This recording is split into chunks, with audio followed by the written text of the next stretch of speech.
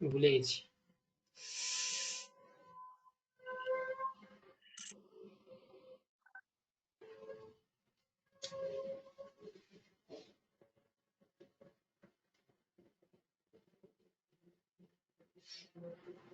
দাঁড়াও, কিছু একটা সমস্যা হচ্ছে।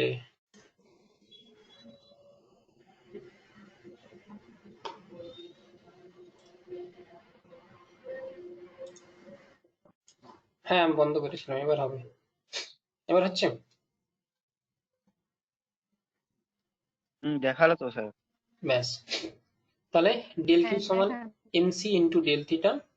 আচ্ছা, আর উষ্ণতার পরিবর্তনের জন্য আয়তনের যে পরিবর্তন হবে সেক্ষেত্রে আলফা, বিটা এবং গামা। গামা সমান 1/t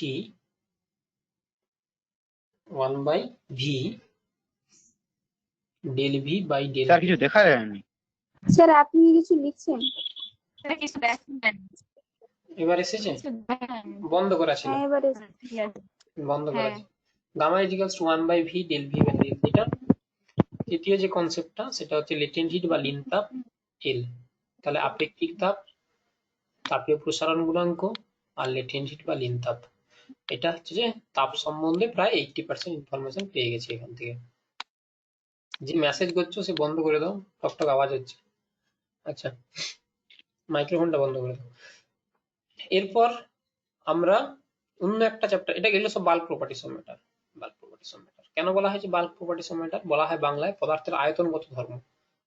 এগুলো আয়তন সম্পর্কিত, আয়তন আছে বলে এই সমস্ত প্রপার্টি গুলো আসে। আচ্ছা, এরপরে যে পার্টটা আমরা পড়বো সেটা হচ্ছে স্থিতিস্থাপকতা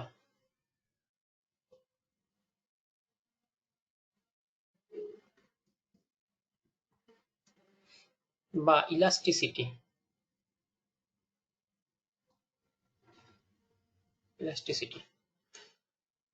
তো স্থিতিস্থাপকতা পড়ার আগে আবার বলের আবার নতুন করে একটু ডেফিনেশনে আমরা আসবো, ঠিক আছে?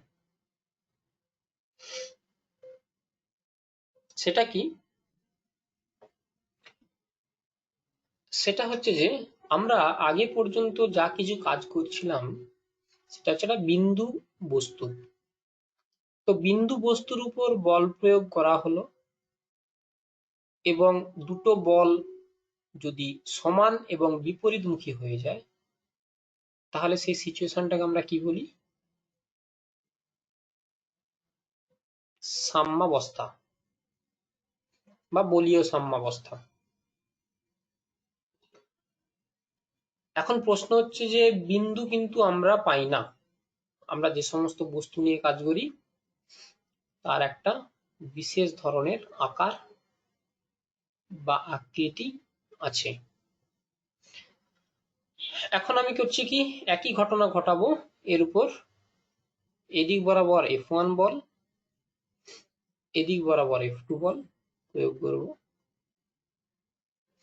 এবং F1 is equals to F2। তার মানে হিসাব অনুযায়ী সিস্টেমটা সাম্যাবস্থায় আছে, সাম্যাবস্থায় আছে। তার মানে সাম্যাবস্থায় যদি থাকে তার ভরবেগের কোনো রকম কোনো পরিবর্তন হচ্ছে না।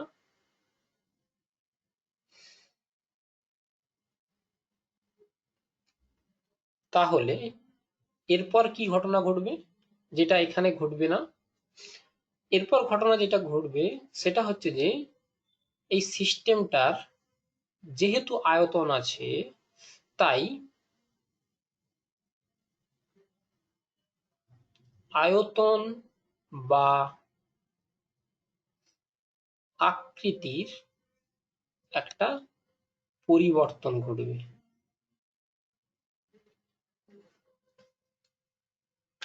হয়েছে? আচ্ছা, এটার সঙ্গে কিছুটা আগের পড়ার একটু লিঙ্ক করি। যদি তুমি তার বা দড়ি নিয়ে যদি কাজ করো, বলা হয়েছিল, ঠিক আছে, এখানে বলা হয়েছিল তার বা দড়িটা অপ্রসার্য। অপ্রসার্য মানে কি? অপ্রসার্য মানে স্থিতিস্থাপকতার কনসেপ্ট আমি ওখানে আনছি না। স্থিতিস্থাপকতার কনসেপ্ট আমি ওখানে আনছি না। অপ্রসার্য মানে তার কোনো চেঞ্জ হচ্ছে না। কিন্তু আমি কি করছি কি, আমি এবার যে বস্তুটা নিয়ে কাজ করছি, আবার দৃঢ় বস্তুর ক্ষেত্রেও বলেছিলাম তার কোনো আয়তনের পরিবর্তন হয় না। আমি এখন কিন্তু বাস্তব বস্তুতে শিফট করে গেছি। অর্থাৎ বাস্তব তুমি যে কোনো বস্তু থেকে, তুমি লোহার রড থেকে শুরু করে, স্প্রিং থেকে শুরু করে, গার্ডার, রাবারের যে গার্ডার হয় সেই গার্ডার থেকে শুরু করে যা খুশি নাও না কেন, প্রত্যেকের উপরই বল প্রয়োগ করলে তার আয়তন বা আকৃতির কিছু না কিছু পরিবর্তন হবে। ঠিক আছে, তাহলে এই এফেক্টটাকে আমরা ডিটেলসে আলোচনা করব।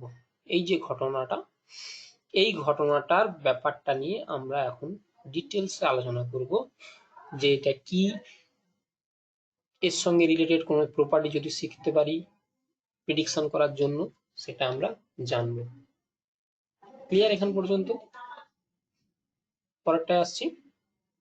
ঠিক আছে, তাহলে আবার নতুন জিনিস শিখছি, মানে নতুন করে কিছু ডেফিনেশন শিখে নিতে হবে। ডেফিনেশন গুলো প্রথমে শিখতে থাকি পরপর পরপর। প্রথমত কি বলছি, আকার বা আকৃতির পরিবর্তন, এটাকে হিসাবের মধ্যে আনার জন্য তিনটে কনসেপ্ট আনা হয়েছে। সেগুলো কি কি? বিকৃতি, বিকৃতি জেনারেল ডেফিনেশন কি? পরিবর্তন বাই প্রাথমিক দৈর্ঘ্য। ঠিক আছে, তাহলে দৈর্ঘ্য বিকৃতি সমান হয়ে যাবে ডেল এল বাই এল। এগুলো আমার মনে হয় তোমাদের আমি পড়ে দিয়েছি। ঠিক আছে, আয়তন বিকৃতি এটা হয়ে যাবে, এটা ক্ষেত্রফল, ক্ষেত্রফল বিকৃতি প্রথমে লিখলে হবে, যাই হোক ওটা লিখে নিয়েছি ডেল ভি বাই ভি। আর ক্ষেত্রফল বিকৃতি, ক্ষেত্রফল বিকৃতি এটা হয় না, এখানে যে কনসেপ্টটা আছে সেটা হচ্ছে যে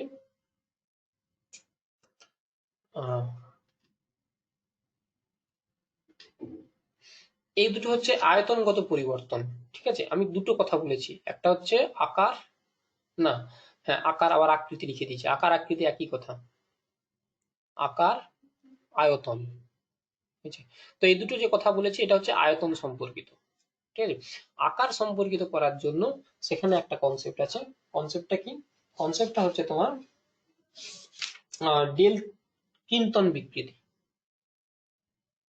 কিন্তন বিকৃতি, কিন্তন বিকৃতিটা কি বা কিরকম ব্যাপার, সেটা হচ্ছে যে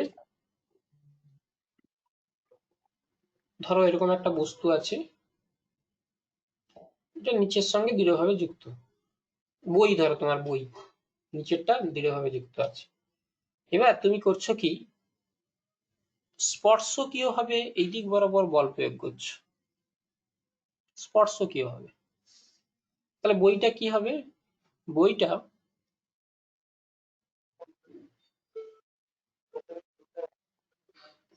এইরকম করে বেঁকে যাবে। ঠিক আছে, তাহলে কত কোণে বেঁকে গেছে? এই কোণটা আমার থিটা। উচ্চতাটা কত? এটা হচ্ছে এল। কতটা পরিবর্তন হয়েছে? এটা হচ্ছে এক্স। তাহলে পরিবর্তন এক্স বাই এল। ঠিক আছে, তাহলে এটাকে বলতে পারি X by L is equals to tan theta. tan theta. Tan theta, আচ্ছা, তাহলে equals to tan theta. Theta tends to zero, খুব ছোট পরিবর্তন হয়, দ্যাট মিন্স থিটা। হলো, তাহলে এটাকে বলা হয় কিন্তন বিকৃতি থিটা। ক্লিয়ার করতে পারলাম? tan 0 ট্যান জিরোর মান টেন্স টু, ও টেন্স টু তোমরা পড়োনি, অঙ্কের স্যার পড়াবেন। থিটা টেন্স টু যদি জিরো হয়, মানে জিরো নয় কিন্তু জিরোর কাছাকাছি কোনো বিন্দু, তাহলে সেক্ষেত্রে কি হয়? সেক্ষেত্রে আমি আগে বলেছিলাম মনে হয়, tan theta is tense to zero, sine theta tends to zero, cos theta tends two 1, sine theta is equal to tan theta, এই কার দুটো মিলে যায়। ঠিক আছে। আচ্ছা, তোমাদের যদি সন্দেহ থাকে তাহলে ছোট্ট একটা ট্রিক্স শিখিয়ে দিচ্ছি। ট্রিক্সটা হচ্ছে যে দেখবে তোমাদের মোবাইলে অ্যাপ্লিকেশনে গ্রাফ আঁকার জন্য অ্যাপ্লিকেশন পাওয়া যায়, জিও জেব্রা বলে এরকম অ্যাপ্লিকেশন আছে। অ্যাপ্লিকেশনটা ইনস্টল করবে, ইনস্টল করে ওখানে দুটো ইকুয়েশন পুট করবে, y is equals to tan x আর y is equals to sin x। করার পর জিরোর কাছাকাছি অঞ্চলে ছবিটাকে জুম করবে। জুম করলে দেখবে ছবিটার ওই কার্ভটা একটা জায়গায় tan x আর sin x এর কার্ভ একে অপরের উপর মিলে যাবে, কিন্তু একটা দূরত্ব যাওয়ার পর দেখবে সেই মেলাটা পরস্পর থেকে দূরে সরে যাচ্ছে, আর কেউ কারোর সঙ্গে মিলেনি। সেটা কার কাছাকাছি? জিরোর কাছাকাছি।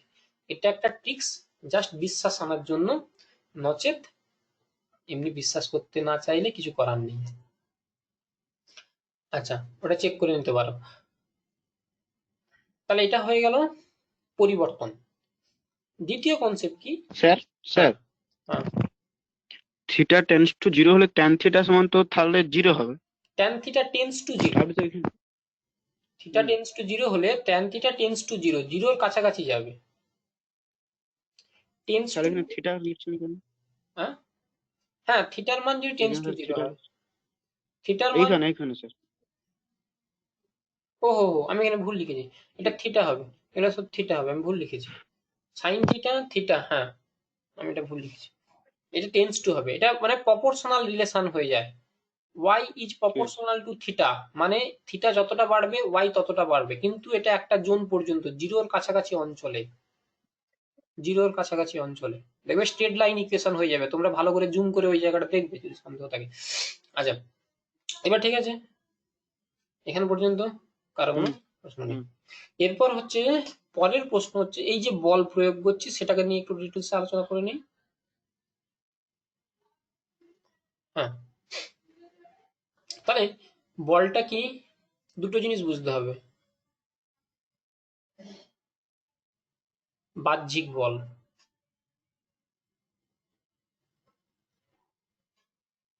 আমি এখানে একটা বল প্রয়োগ করেছি F1, এখানে একটা বল প্রয়োগ করেছি F2, ঠিক আছে? তাহলে এটার একটা পরিবর্তন হবে,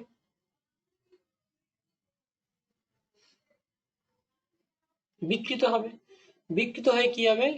দুজন পরস্পর সমান মানে ইকুইলিব্রিয়াম কন্ডিশনে চলে আসবে, ঠিক আছে? এইবার দেখো আমি একটু মেকানিক্সের জায়গায় যাই।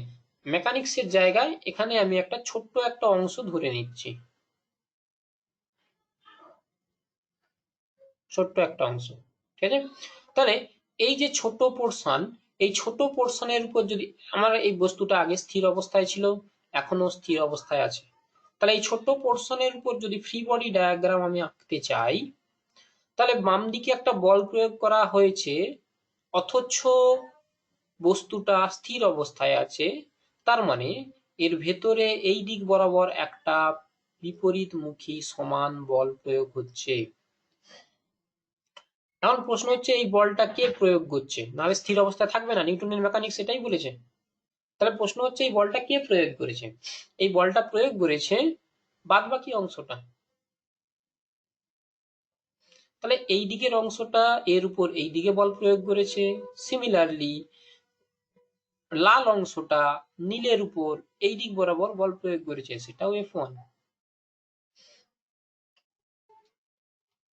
তাহলে এটা হচ্ছে যে তোমার কি বল? এটা হচ্ছে তোমার অভ্যন্তরীণ বল।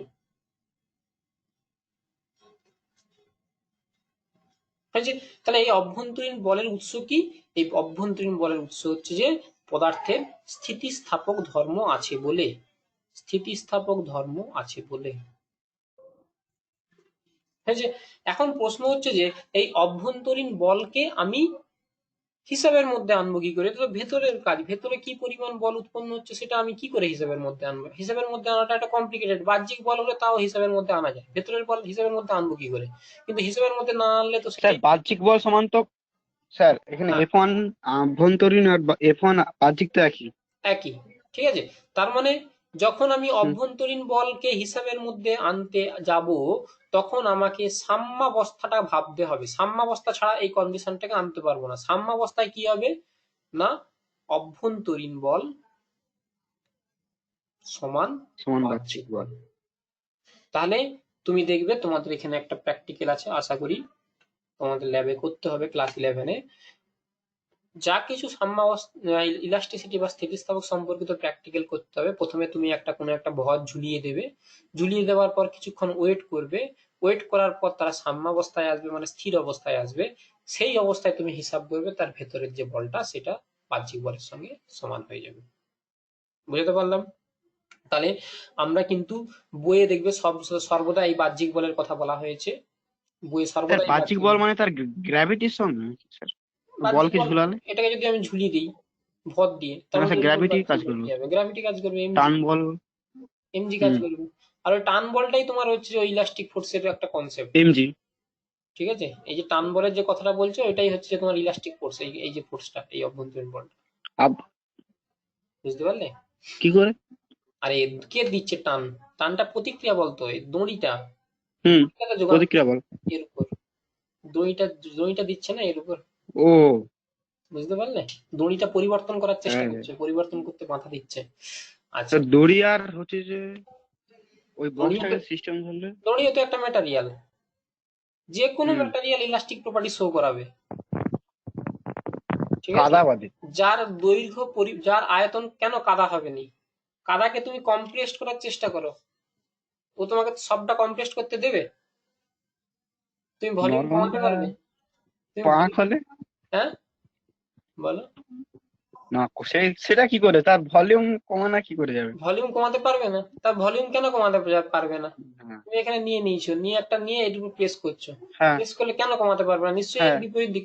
তাহলে এই যে রডটাকে নিয়ে তুমি কাজ করছো, এটাকে তুমি টানবে, টানলে কি যখনই পরিবর্তন করবে এটা, এই যে অভ্যন্তরীণ বল, এই যে অভ্যন্তরীণ বল কখন জন্মায়? এখন প্রশ্ন হচ্ছে এই অভ্যন্তরীণ বল কখন জন্মাবে? এই অভ্যন্তরীণ বল তখনই এখন জন্মাবে যখন তাকে তুমি বিকৃত করার চেষ্টা করবে, মানে তার পরিবর্তন করার চেষ্টা করবে। এই অভ্যন্তরীণ বল হুম, অটোমেটিক্যালি আসবে না, তুমি যদি একে এমনি ফেলে রেখে দাও, এমনি রেখে দিয়েছো, কিছু হবে না, অভ্যন্তরীণ বলের জন্মাবে না। কিন্তু যখনই তুমি তাকে হুম, বিকৃত করার চেষ্টা করবে, সঙ্গে সঙ্গে এর ভেতরে অভ্যন্তরীণ বলের জন্ম হবে। তাহলে তুমি কাদাটাকে প্রেস করে তুমি এর ভলিউম সম্পূর্ণরূপে জিরো করে দিতে পারো না? চেষ্টা করে দেখবে, পারবে না, না। তাহলে পারবে না মানে কি, হ্যাঁ, একটা হ্যাঁ, লিমিটের পর ও তোমার যে বল প্রয়োগ করার ক্ষমতা, যতটা তোমার লিমিট আছে, সেই লিমিটটা ও ও ওভারকাম করে গেছে। ঠিক আছে, বুঝতে পারছি। ঠিক আছে, বুঝে গেল? হ্যাঁ, তুমি তুমি হুম, হয়তো কাদার ক্ষেত্রে আয়তন বাড়াতে পারবে না, বাড়ালে হয়তো তারা ছেড়ে যাবে। হ্যাঁ বাড়াতে পারবো না, ওটাই বাড়াতে পারবে না, মাথায় সেটা ঢুকে গেছে না। property। গ্যাসের ক্ষেত্রে, কমানোর কনসেপ্টটা আর মাথায় আনে না। হ্যাঁ, গ্যাসের ক্ষেত্রে আয়তন বাড়াতে পারবে না, হুম, বাড়ালে সেই ইলাস্টিক ফোর্স জন্মাবে না গ্যাসের ক্ষেত্রে। ওই হ্যাঁ, জন্য আমরা ওই কম্প্রেসিবিলিটি কনসেপ্টটা আনি। ঠিক আছে, কথাগুলো পরে আসবো আমি। ঠিক আছে, তো কোথায় এলাম? হ্যাঁ, তাহলে কি কি শিখলাম? প্রথমত অভ্যন্তরীণ বল নিয়ে কাজ করছি, কিন্তু বারবার বইয়ে দেখবে লেখা থাকে বাহ্যিক বল, তার মানে তুমি এটা বুঝে নিবে নিশ্চয়ই সিস্টেমটা সাম্যাবস্থায় আছে। কিন্তু যা কিছু বলের কথা বলা হচ্ছে মনে মনে আনকনসিয়াসলি মাথায় রাখবে যে ওটা কিন্তু ওই অভ্যন্তরীণ বলের কথাই বলা হচ্ছে। সাম্যাবস্থায় বাহ্যিক বলের সঙ্গে সমান বলে তাই বাহ্যিক বলের সঙ্গে কম্পেয়ার করে দেয়। কেউ কি কোনো মেসেজ করেছে? না, কি এখন পর্যন্ত ক্লিয়ার? আচ্ছা, এবার তাহলে এটা হয়ে গেল। এবার প্রশ্ন হচ্ছে যে কখন কখন প্রযুক্ত হবে, কি বললাম? তাহলে যখন তুমি সিস্টেমটাকে বিকৃত করার চেষ্টা করবে, যখন তুমি সিস্টেমটাকে বিকৃত করার চেষ্টা করবে তখন এই ঘটনাটা ঘটবে। ঠিক আছে, আচ্ছা। স্যার কিছু লিখছেন? না, আমি কিছু লিখিনি এখন, এবার লিখবো। প্রথম কন্ডিশন হয়ে গেল সাম্যাবস্থা হিসাব করব। দ্বিতীয় কন্ডিশন হচ্ছে বিকৃত অবস্থায় আমরা এই বলের জন্মাবে। এরপর পরের ডেফিনেশন হচ্ছে যে এটাকে নিয়ে সংজ্ঞার হিসাবের মধ্যে আনি। সংজ্ঞায় কি কি আছে? সংজ্ঞায় আছে পীড়ন। পীড়ন, পীড়নটা কি না, বল বাই ক্ষেত্রফল। ঠিক আছে, আচ্ছা। এবার প্রশ্ন হচ্ছে যে এই বলটা আমি কিরকম করে প্রয়োগ করব? বলটা আমি দু রকম ভাবে প্রয়োগ করতে পারি, সেই হিসেবে দু রকমের হয়। কি? এই যে আমি কিছুক্ষণ আগে বললাম যে একটা বইকে তুমি রেখে দিলে, নিচে একটু দৃঢ়ভাবে লাগানো আছে, বইয়ের উপরে তুমি স্পর্শকীয় ভাবে বল প্রয়োগ করলে, তাহলে এটাকে বলা হয় স্পর্শকীয় পীড়ন। স্পর্শকীয় পীড়ন। এই বলটা কি হচ্ছে? এই বলটা হচ্ছে যে স্পর্শক ভাবে প্রযুক্ত হচ্ছে, স্পর্শক সারফেস বরাবর। ঠিক আছে, তাহলে এটা করবে কি, যদি স্পর্শকীয় ঘটনা ঘটে সে কিন্তু তোমার আয়তনের পরিবর্তন করবে না, সে কি করবে, সে আকৃতির পরিবর্তন করাবে। ঠিক আছে, আর যদি কোনো একটা ক্ষেত্রের সঙ্গে, কোনো একটা ক্ষেত্রফলের সঙ্গে, কোনো একটা ক্ষেত্রফলের সঙ্গে, এটা তো 3 ডাইমেনশনাল, তাহলে কোনো ক্ষেত্রফলের সঙ্গে যদি লম্ব ভাবে প্রযুক্ত হয়, ঠিক আছে, সেটা হবে অভিলম্ব পীড়ন। অভিলম্ব পীড়ন, বোঝাতে পারলাম? একটা হচ্ছে ট্যানজেনশিয়াল স্ট্রেস, একটা হচ্ছে যে নরমাল স্ট্রেস। ক্লিয়ার করতে পারলাম? আচ্ছা, স্পর্শকীয় পীড়ন আকৃতির পরিবর্তন ঘটায়, আর অভিলম্ব পীড়ন কিসের পরিবর্তন ঘটায়? আয়তনের। হয়েছে? খুব ভালো কথায় বললে, প্রতিক্রিয়া বল, অভ্যন্তরীণ প্রতিক্রিয়া বল বাই ক্ষেত্রফল, কিন্তু এখানে সবকিছুই বাহ্যিক বল দ্বারা লেখা হয়েছে। বলো, ঠিক আছে? আর কোনো প্রশ্ন ঠিক আছে। নেই? স্যার, ওকে, স্পর্শকীয় পীড়ন কিরকম করে মাপবো? স্পর্শকীয় পীড়ন আমি তো বললাম কোণের পরিবর্তন হবে। আচ্ছা, পীড়ন সেটা তো তোমার প্রতিক্রিয়া বল, প্রতিক্রিয়া বলের হিসাব অনুযায়ী। এটা তো ক্রিয়া বল, তুমি এই যে বাহ্যিক যে ক্রিয়া বলটা প্রয়োগ করছো, সেই ক্রিয়া বলের পরিমাণটা যদি হিসাব করে নাও তাহলেই হয়ে যাবে তোমার। ক্রিয়া বলের হিসাবটাই তো মেন কথা। আচ্ছা, ক্ষেত্রফল, ক্ষেত্রফলটা কি এখানে কোনো ক্ষেত্রফলটা তো তুমি তো থাকবে? এই তো বস্তুটার ক্ষেত্রফল, বাইরে ক্ষেত্রফল দেখতে পাচ্ছ না, এই ক্ষেত্রফলটা, হুম। তাহলে ওটা মাপতে পারবে না তুমি স্কেল দিয়ে? এটা মাপতে পারবে না স্কেল না, দিয়ে? সেটা তো মাপা যাবে। তাহলে ওই যতখানি বল প্রয়োগ করবো বাই ওই সারফেসটা। বাই পুরো সারফেসটা। ক্লিয়ার? আচ্ছা, এখানে কোন টোন মানে কত ডিগ্রি বাঁকছে টাঁকছে ওইসব হ্যাঁ, এবার নির্ভর তারপর করবে না? বিকৃতির হিসাবে বিকৃতি করতে গেলে তোমাকে এটা কতটা বেঁকে গেছে সেই গুণটা জানতে হবে। ঠিক আছে। বিকৃতি হিসাব করলে স্যার হুম, প্রাথমিক তখন বিকৃতিকে কিরকম করে লিখবো? বিকৃতি তো বললাম theta equals to x by এল।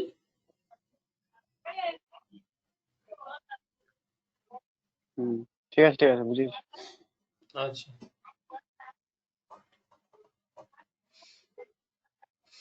এরপর এরপর বিজ্ঞানী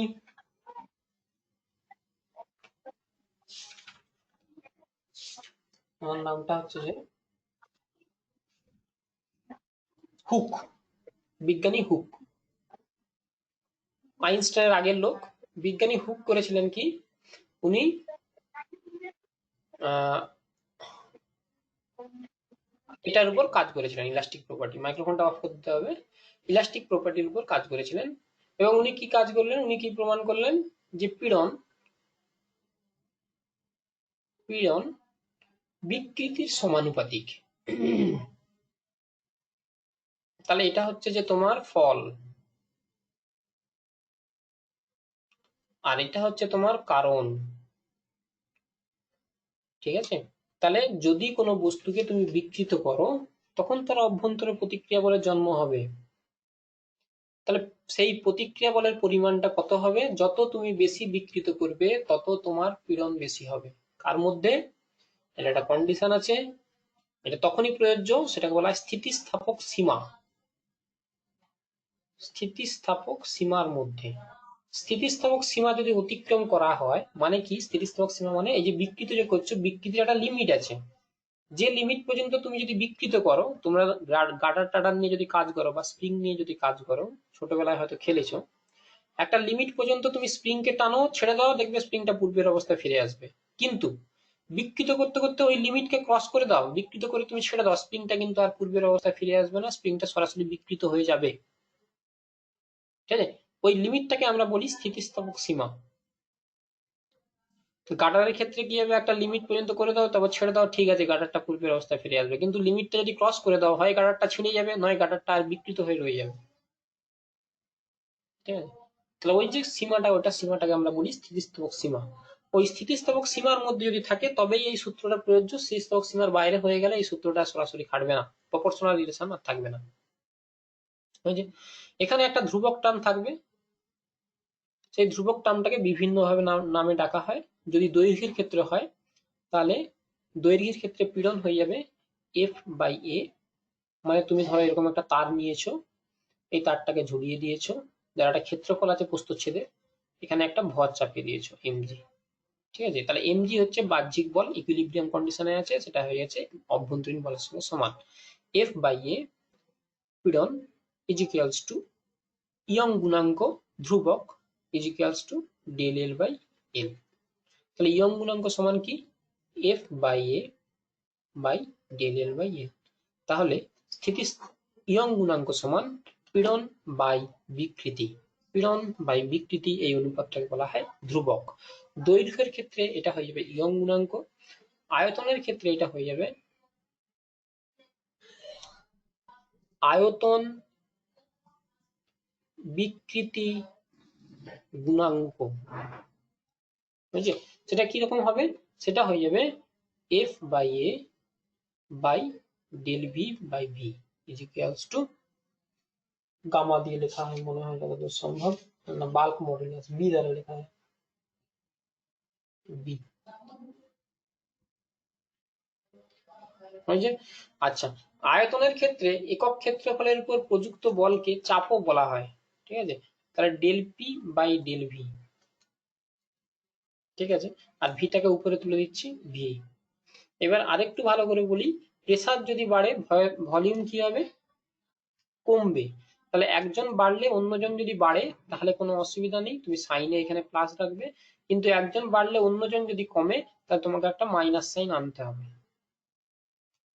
ঠিক আছে, তাহলে প্রপার ডেফিনেশন হচ্ছে এটা, del P by del V, যখন আমরা চাপ নিয়ে কাজ করব। বুঝতে পারলাম। এরপর হচ্ছে কিন্তন বিকৃতি গুণাঙ্ক, কিন্তন বিকৃতি গুণাঙ্ক ইটা দ্বারা লেখা হয়, তাহলে সেটা এরকম F by A by theta. ঠিক আছে, তাহলে এই তিনটে গুণাঙ্ক সম্বন্ধে আমাদের জানতে হবে। এর মাত্রা একক আশা করি বই দেখে তোমরা করে নিতে পারবে, আমি আর বলছি না। এরপরে যেটা কনসেপ্টটা আছে সেটা কি, সেটা হচ্ছে পয়সনের অনুপাত। পয়সনের অনুপাত আর একটু ভালো করে আমরা দেখি, আমরা যে কাজটা করছি, কোনো একটা তারকে বা কোনো একটা রাবারকে, স্যার দৃঢ়তা গুণাঙ্কটা রয়ে গেল না? এই তো দৃঢ়তা গুণাঙ্ক আগেরটা, কিন্তন বিকৃতি গুণাঙ্ক বা দৃঢ়তা গুণাঙ্ক। ঠিক আছে, না ঠিক নেই, দেখে নাও, বই দেখে নাও। ঠিক আছে, ওকে, পরেরটায় আসছি। হ্যাঁ, যদি কোনো আমি এরকম একটা রাবার বা তার নিয়ে কাজ করি, এর উপর যদি আমি এই দিক বরাবর বল প্রয়োগ করি, তাহলে কি হবে, এর দৈর্ঘ্য বৃদ্ধি পাবে। দৈর্ঘ্য যখনই বৃদ্ধি পাবে তখন কি হবে, তখন এর ক্ষেত্রফল হ্রাস পাবে, প্রস্থচ্ছেদের ক্ষেত্রফল।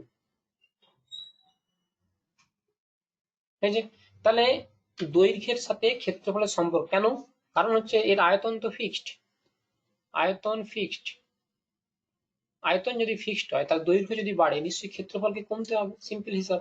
ঠিক আছে, তো সেই হিসাবটাকে আনার জন্য, অর্থাৎ দৈর্ঘ্য যতটা বাড়বে ক্ষেত্রফল কতটা পরিবর্তন হবে সেই হিসাবটাকে আনার জন্য নতুন একটা কনসেপ্ট আনা হয়েছে, সেটাকে বলা হয় কি, পয়সনের অনুপাত। পয়সনের অনুপাত কি,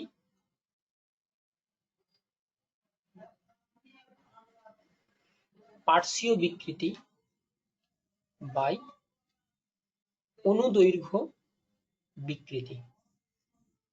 ঠিক আছে, পার্শ্বীয় বিকৃতি কি, ওর যে ব্যাস ব্যাস ব্যাস মানে del D by D, D হচ্ছে তার ব্যাস, ব্যাসের পরিবর্তন, ঠিক আছে। তাহলে পার্শ্বীয় বিকৃতি, অনুদৈর্ঘ্য বিকৃতি আমরা কি পড়েছি, ডেল এল বাই এল, এটাকে কি দ্বারা লিখছি, সিগমা, হয়েছে।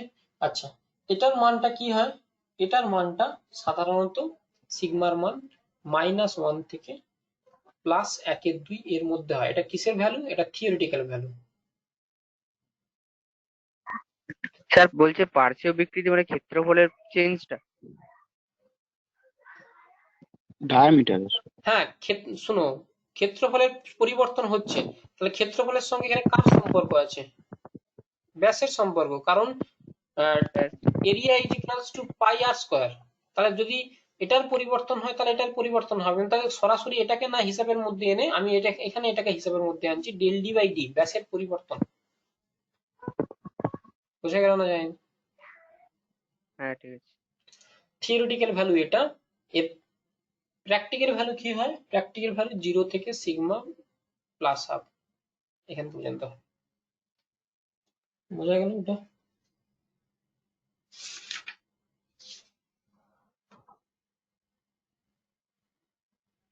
আচ্ছা, এবার যারা কম্পিটিটিভ পরীক্ষার প্রিপারেশন নেবে, মানে সবাই নেবে আশা করি, সেটা হচ্ছে যে তোমাকে এই সম্পর্কগুলো তোমাকে মনে রাখতে হবে। ওখানে দেখো টেবিল আছে 3462 পেজে, y is equals to 2n 1 plus sigma, এটা হচ্ছে ইয়ং গুণাঙ্ক, n মানে এটা, এটা হচ্ছে দৃঢ়তা গুণাঙ্ক এবং পয়সনের অনুপাত, এদের মধ্যে সম্পর্ক। Similarly y is equals to 3k 1 minus 2 sigma, এটাকে আয়তন বিকৃতি গুণাঙ্ক কে দ্বারা লিখেছে। তাহলে আয়তন বিকৃতি গুণাঙ্ক, ইয়ং গুণাঙ্ক, আয়তন বিকৃতি গুণাঙ্ক, সিগমা, এদের মধ্যে সম্পর্ক, এগুলো কিন্তু মনে রাখতে হবে। এই যে সে আসে না, কিন্তু কম্পিটিটিভ পরীক্ষায় অবশ্যই আসে। তারপর কি, sigma is equals to 3k minus 2n by 6k plus 2n, এটা বুঝতে পেরেছো, সিগমা কে এন এদের মধ্যে সম্পর্ক। Similarly y is equals to 9nk by 3k plus n, y n আর k এদের মধ্যে সম্পর্ক। এই সম্পর্কগুলো তোমাকে মনে রাখতে হবে কম্পিটিটিভ পরীক্ষার জন্য। আচ্ছা, এটা হয়ে গেল এখান পর্যন্ত। যদি কারো কোনো প্রশ্ন থাকে,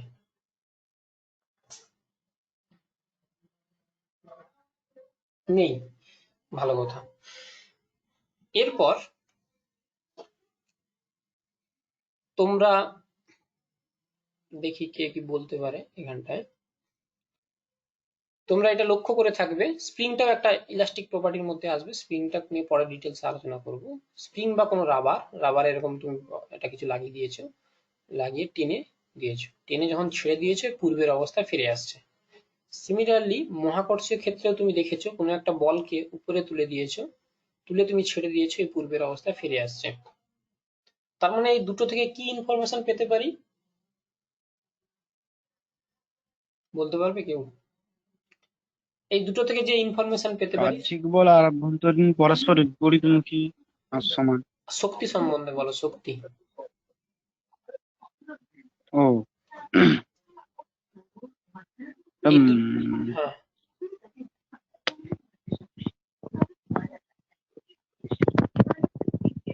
শক্তি সম্বন্ধে যে ইনফরমেশনটা পেতে পারি সেটা হচ্ছে যে দুজনের ক্ষেত্রে শক্তি হচ্ছে স্থিতিস্থাপক শক্তি, এই সরি স্থিতি শক্তি। কারণ স্থিতি শক্তিকে আমি পূর্বের অবস্থায় ফিরে পেতে পারি, ব্যাক করতে পারি। এখানে দেখো স্থিতি শক্তি ব্যাক করে নিচে গতিশক্তি রূপান্তর হয়েছে, এখানেও একই জিনিস, এর মধ্যে স্থিতি শক্তি সঞ্চিত হচ্ছে, আবার এটাকে ছেড়ে দাও, এর পূর্বের অবস্থায় ফিরে আসবে। তার মানে এখানে যদি তুমি বিকৃতি ঘটাও, তাহলে তুমি যদি বিকৃতি ঘটাও তার মানে কি, যদি আমি এত আগের পর্যন্ত আমি কি করেছিলাম, আমি বল মানে সেই পার্টিকেলের যে প্রপার্টি, সেই সমস্ত প্রপার্টি নিয়ে আলোচনা করছিলাম।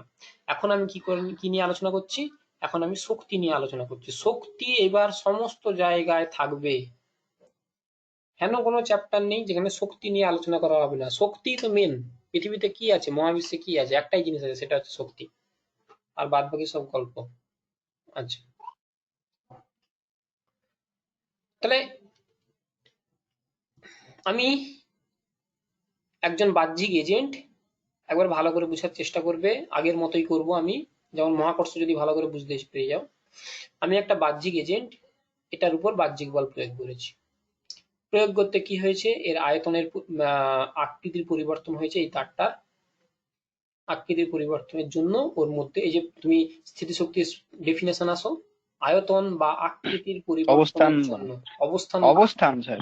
অবস্থান বা আকৃতির পরিবর্তনের জন্য, এখানে তাহলে কিসের পরিবর্তন ঘটাচ্ছি, আকৃতির পরিবর্তন ঘটাচ্ছি, আকৃতির। ঠিক আছে।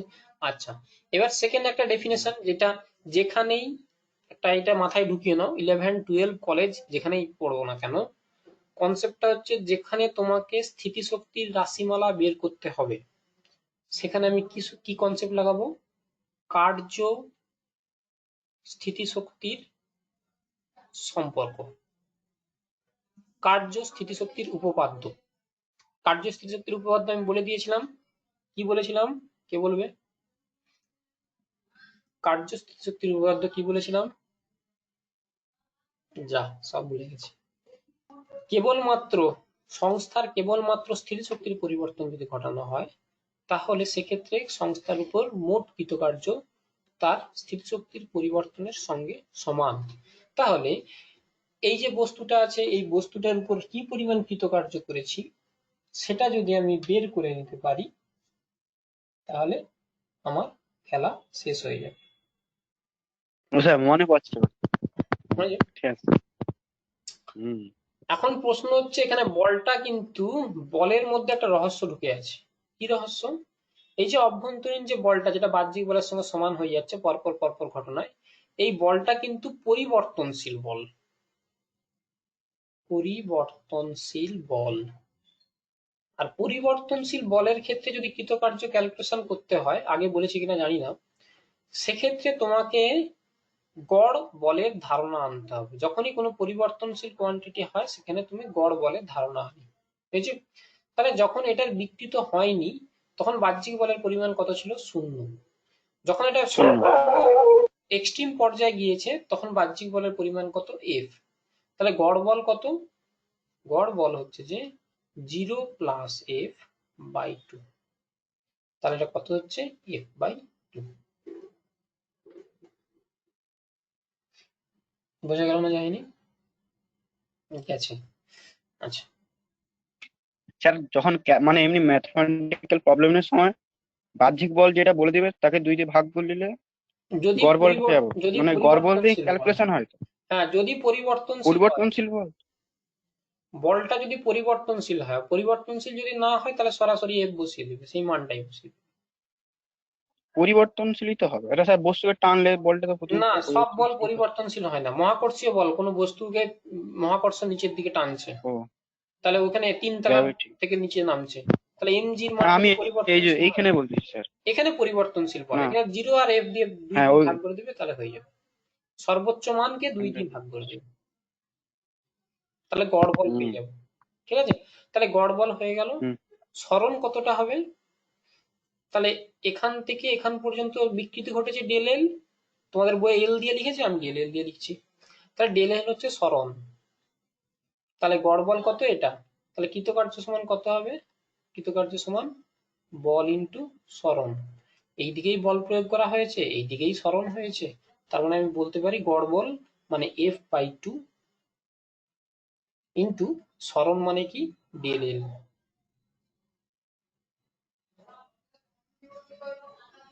বলো এখান পর্যন্ত যদি কারো কোনো প্রশ্ন থাকে। নেই।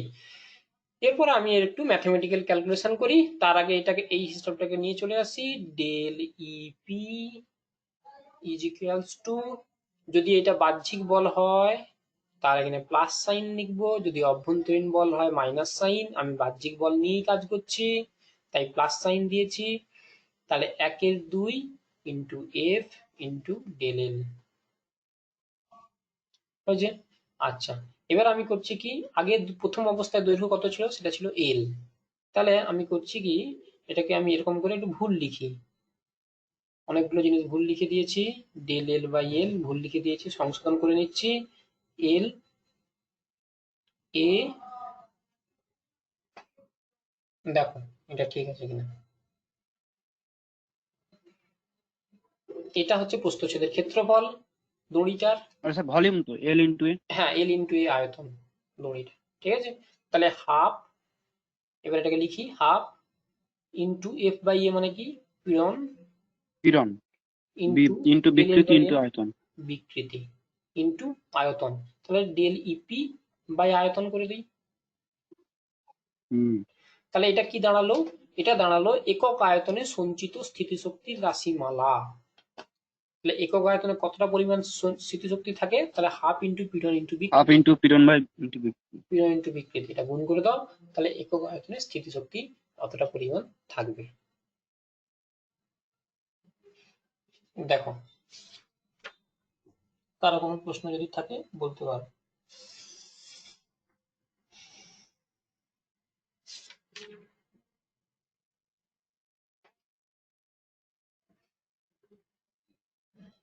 স্যার এটা কি বলে যেন ডেল ভি বাই এটা একক আয়তনের স্থিতিশক্তির পরিমাণ। একক আয়তনে সঞ্চিত স্থিতিশক্তির পরিমাণ একক আয়তনে সঞ্চিত স্থিতিশক্তির পরিমাণ, ঠিক আছে। এই তোমাদের আমার যে পরীক্ষার খাতা, সেই খাতাটা বের করো দেখি।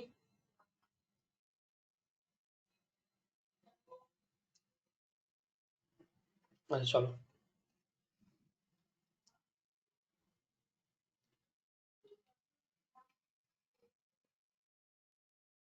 এরপরে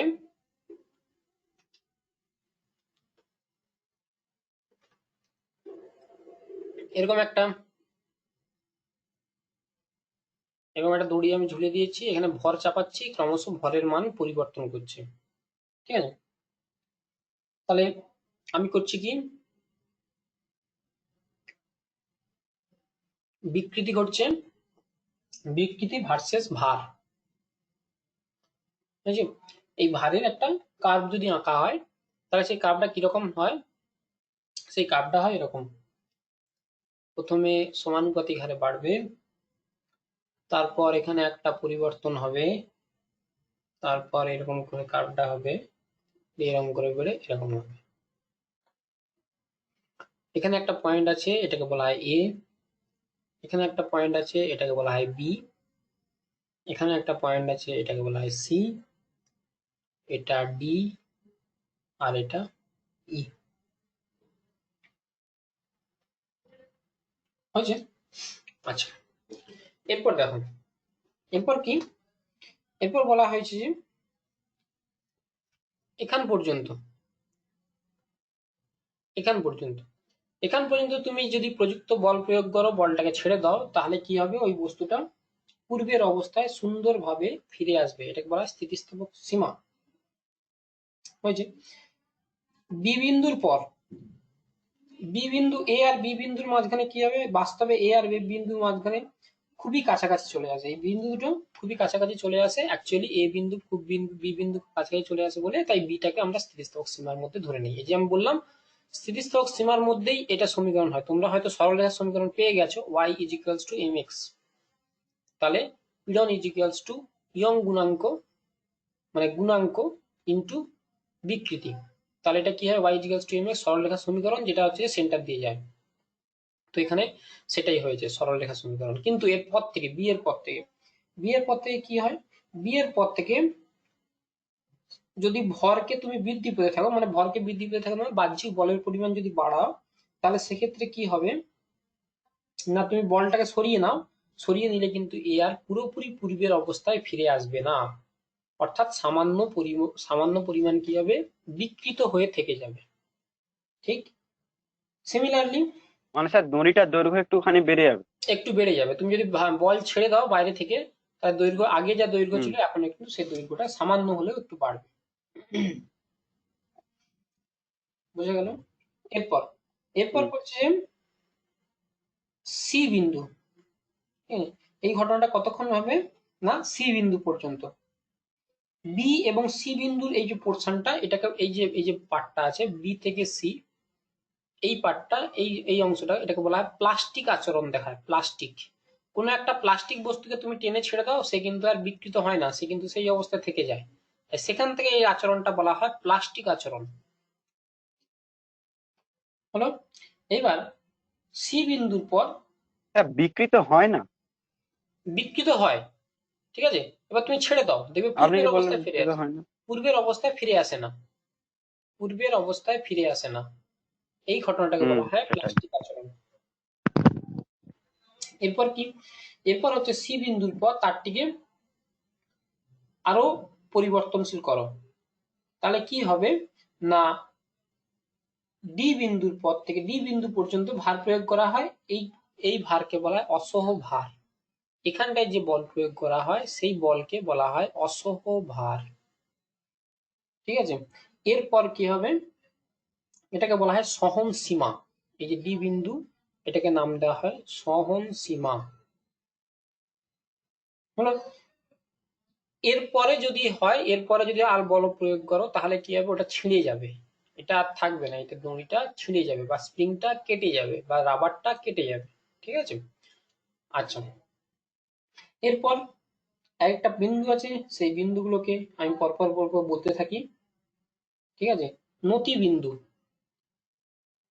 নতি বিন্দু সেটা কি না স্থিতিস্থাপক সীমাটা ছাড়িয়ে সর্বোচ্চ যে পর্যন্ত, সর্বোচ্চ যেখান পর্যন্ত, ঠিক আছে, স্থিতিস্থাপক ধর্ম দেখায়, ঠিক আছে, এই সরি প্লাস্টিক আচরণ দেখায়, স্থিতিস্থাপক ধর্মটাকে ছাড়িয়ে সর্বোচ্চ যেখান পর্যন্ত প্লাস্টিক আচরণ দেখায় সেটাকে বলা হয় নতি বিন্দু, হলো। অসহভার,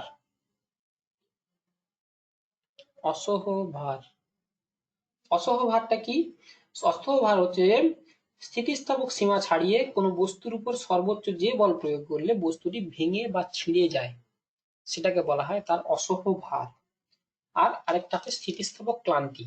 স্থিতিস্থাপক ক্লান্তিটা কি, কোনো বস্তুকে যদি তুমি বারবার টেনে ছেড়ে দাও, বারবার টানো ছাড়ো টানো ছাড়ো টানো ছাড়ো, এই অবস্থায় কি হবে, সে তার ইলাস্টিক প্রপার্টি বা স্থিতিস্থাপক ধর্মটা আস্তে করে হারাতে থাকবে, ঠিক আছে। এই অবস্থাটাকে বলা হয় স্থিতিস্থাপক ক্লান্তি, হয়েছে। তো এখান পর্যন্ত তোমাদের পড়া থাকবে, পরের দিন আমরা স্প্রিং নিয়ে আলোচনা করব।